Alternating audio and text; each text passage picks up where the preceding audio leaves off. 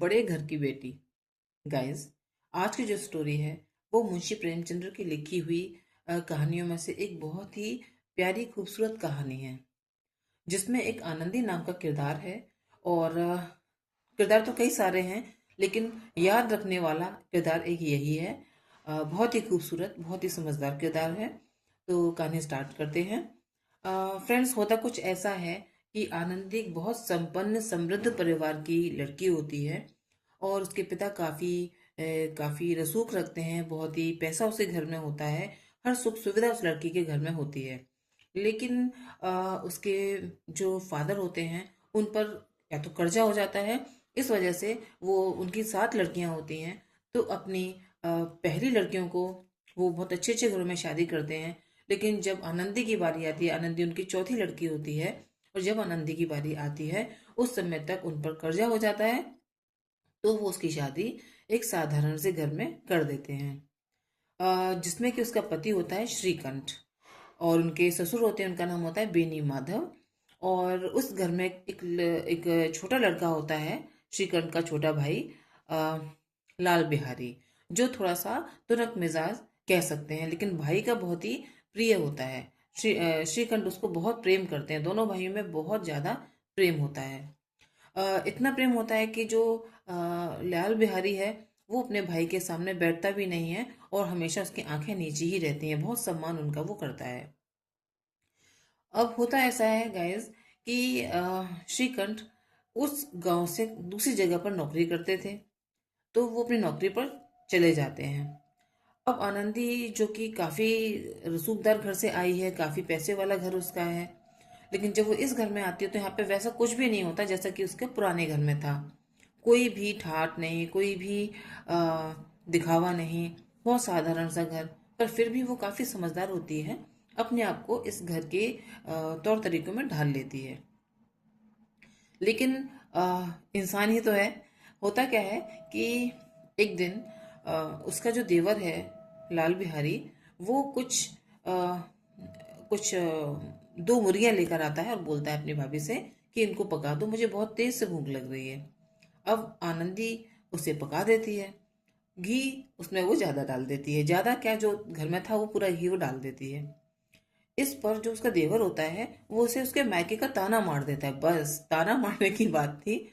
और वो भड़क जाती है, क्योंकि मायके की माता पिता के बारे में कोई नहीं सुन सकता, तो वो कैसे सुनती। तो वो भड़क जाती है। इसी जद्दोजहद में लड़ाई थोड़ी बढ़ जाती है, और जो लाल बिहारी होता है अपनी चप्पल उठाकर आनंदी को मार देता है।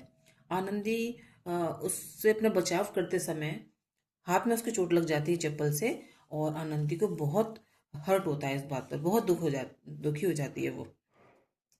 और वो उठकर अपने रूम में चली जाती है। और न तो वो खाना खाती है 2 दिन तक, ना पानी पीती है। वो अपने पति का वेट कर रही होती है कि मैं अपने पति से इसकी शिकायत करूंगी, इस अपमान का मैं कहूंगी अपने पति से। जब उसका पति काम से आता है तो वो अपने पति से, उसके जो ससुर होते हैं बेनी माधव, वो भी कहते हैं अपनी बहू को समझाओ और इस तरीके से ना करे। और जब श्रीकंठ अपनी वाइफ से बात करता है तो आनंदी उसको सारी बातें बताती है कि कैसे कैसे क्या हुआ। इस पर श्रीकंठ काफी नाराज होते हैं कि कुछ भी कह लेते, हाथ क्यों उठाया। अब झगड़ा बढ़ता चला जाता है, और श्रीकंठ कहते हैं कि अब मैं इस घर में नहीं रहूंगा। जब ऐसी बात होती है तो उनके पिता उन्हें समझाने की कोशिश करते हैं, लेकिन वो आ, ऐसा कहते हैं कि इतना बहू को इम्पोर्टेंस मत दो, ऐसा नहीं होता। लेकिन वो श्रीकंठ कहते हैं नहीं, अपमान तो अपमान है, कह लेते, लेकिन उसको हाथ क्यों उठाया। अब जो लाल बिहारी है वो मामले की सीरियसनेस समझ जाता है, और वो बहुत हर्ट होता है कि मैंने एक गलती कर दी। उसे अपनी गलती का रियलाइजेशन तब होता है जब वो अपने भाई को नाराज देखता है। अब कर क्या सकते हैं, लड़ाई बढ़ चुकी होती है, अड़ोसी पड़ोसी मजा लेने के लिए आ जाते हैं उनके घर में। और फिर जो होता है अक्सर आस पड़ोस के लोग जो करते हैं उस तरीके से, कुछ अपने तरीके से बातें करता है, कुछ अपने तरीके से बातें करता है। लोग बोलते हैं लो इनके घर में लड़ाई हो गई, ऐसा वैसा।